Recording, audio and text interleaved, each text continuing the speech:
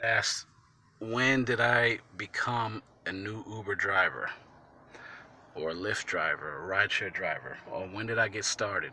And I'm happy to answer that. The answer is November 2016 is when I became a new Uber driver.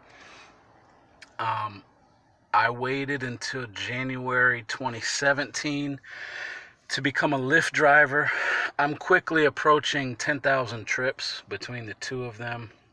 I've also driven Postmates, and I've also done private driving um, during that time since 2016. So uh, I guess you could say going on 4 years. It's been over 3 years that I've been driving rideshare. Um, Let me tell you why I became an Uber driver first, waited a while, and then became a Lyft driver. So if you look in my description box below, you'll see I have my new driver referral bonus codes and links there. Anytime a new driver signs up with Uber or with Lyft or with Postmates or DoorDash or Fiverr or you name it, whatever the service is, Amazon, whoever, when they sign up, there is a company incentive for new drivers to get started. One of the reasons why this incentive exists is because there's such a high turnover rate with new drivers.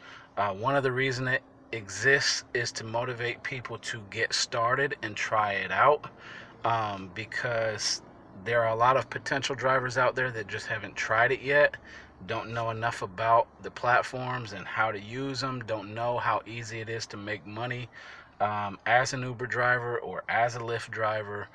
And so the company provides an incentive for people to complete their first 50 trips or 100 trips or 200 trips or 75 trips, whatever the case may be.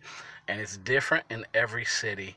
The cash bonus that you get paid is different, or the cash guarantee that you get paid is different. And that varies city to city. So they also reward existing drivers like myself to help recruit new drivers with a cash bonus as a result. Now, existing drivers like me, we don't get paid anything for you registering or signing up as a new driver initially. We get paid when you complete your new driver requirements that you have to complete in order for you to get paid.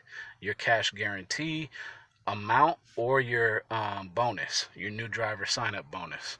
So the referral works similar for new drivers and existing drivers, but you don't get the bonus or you don't get the cash guarantee if you don't sign up through an existing driver like myself.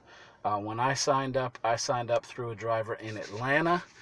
I am in San Antonio, Texas, and I recruit drivers all over the world. I only get paid on the ones in the United States. I don't get paid on the ones in Saudi Arabia or in the UK or in New Zealand or in, Uzbekistan or China or wherever people sign up. And I do see those registrations come in when new drivers use my code to sign up.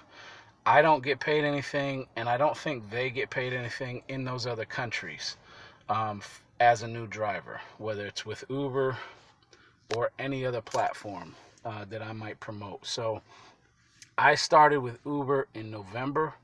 I completed my ride requirements. I think it was like 100 trips that I had to do, which is nothing. You can complete that very quickly so that I could get my bonus, my cash bonus at the time.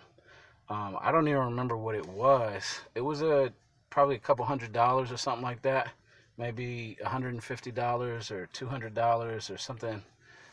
And then the person that I signed up through, they also got a bonus for referring me. Same thing happened with Lyft. So I completed the Uber one first, and then after I completed that, I signed up with Lyft and completed the Lyft one and got used to the Lyft app as well, separately. That one paid more at the time. That one was like 400, and I think the guy that referred me was in Philadelphia, and he got paid like 475 or 450 for referring me at the time. So That's why I did one and then the other, simply so that I could get used to the new app. I could put in the trips I needed to put in order for me to earn that cash guarantee or cash bonus that was offered at the time, and and then do the same on the other platform. If you sign up for both at the same time, especially if you're not a full-time driver, it could take you a longer period of time to complete those requirements, and you might even miss the requirements. You might have to do them within a certain time frame. Things have changed since I started driving. I don't know exactly how it is today for new drivers on the driver's side, because I've been doing this a long time. On my side, I can tell you that I get new drivers that sign up with me all the time. Some will contact me, some won't contact me, but they sign up, and I would say 90% of those drivers, they never even do a trip. They don't do one trip. For whatever reason, they're scared, they don't feel comfortable, they don't have the right vehicle or equipment in their mind, which is not a reality, because there's drivers out here in all kinds of vehicles that qualify for the platform. Or who knows what the reason is. They don't have gas money, whatever the excuse is. 9 out of 10 drivers that sign up never complete a trip. The other 10% do their trips. And I would say out of those, maybe half of them actually complete their 100 or 200 or 300 or 75 or 50 trips that they have to complete in order to get that cash guarantee. And I don't know why that is, because it's super simple. As a rideshare driver, maybe they just find out, hey, I don't like people, or they find out this doesn't work with my schedule, or they find out they hate driving. Whatever the case may be, probably only half of that 10% actually completes the requirement, and so they get bonused. They get paid after they do it, and likewise, I get paid for being their referral. So that's the way it works. Like I said, I started in 2016. In 2016, it was different. We got paid better, not gonna lie. In both apps, the pay back in 2016 was much better with Uber, and the pay starting in 2017 was much better than it is now with Lyft. Neither of the companies were public at the time. Rideshare was still kind of up and coming at the time. It wasn't as widely spread. It wasn't as well known.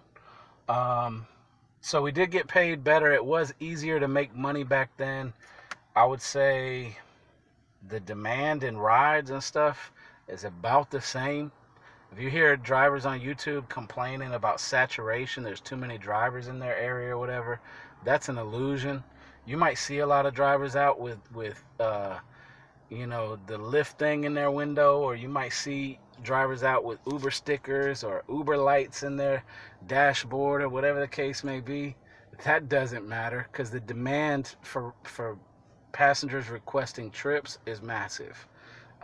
I've never come into any sort of situation where I felt like there was any type of saturation.